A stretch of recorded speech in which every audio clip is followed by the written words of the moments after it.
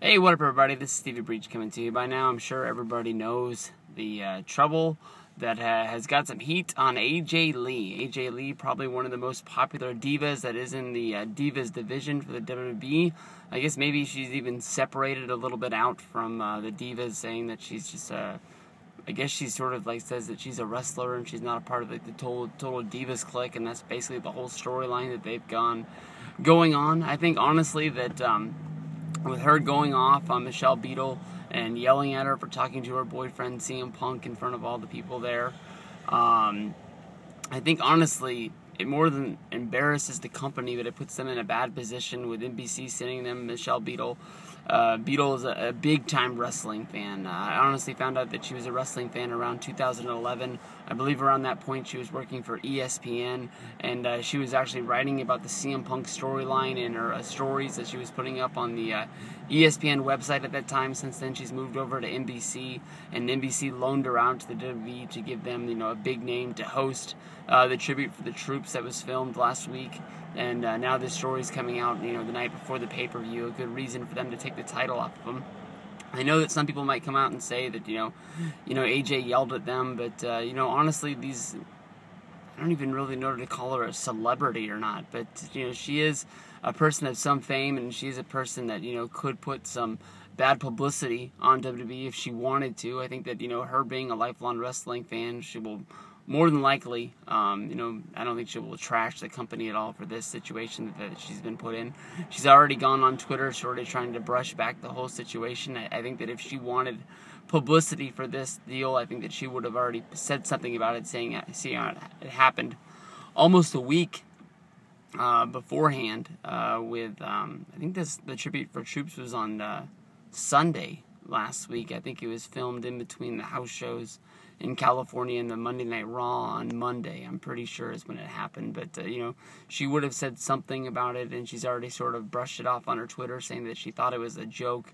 And it was a story that was broke by Dave Meltzer on the website, or actually on the podcast. I'm not sure. I'm sure it's been written about on every site out there, almost word for word, what Dave said about the whole deal. But honestly, I think that AJ could be in some trouble, seeing how she is the most popular diva on the roster.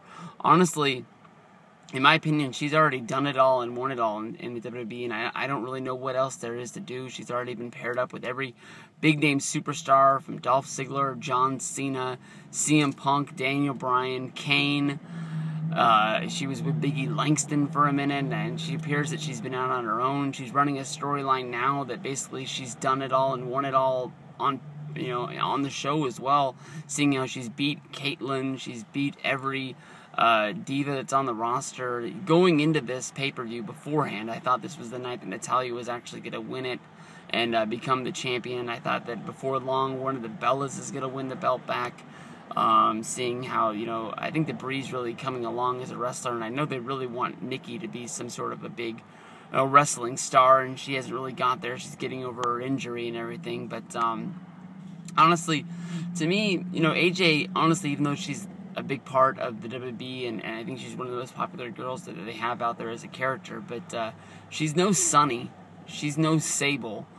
People might say they like her, people might like to look at her pictures on the website and everything like that, but people aren't changing the channel to see AJ when she comes out there. I mean, she's honestly nothing really special. She might be the hottest diva that's out there, but it might be because they don't really have any really hot divas to be out there. To me, honestly, everybody knows that Alicia Fox is my girl.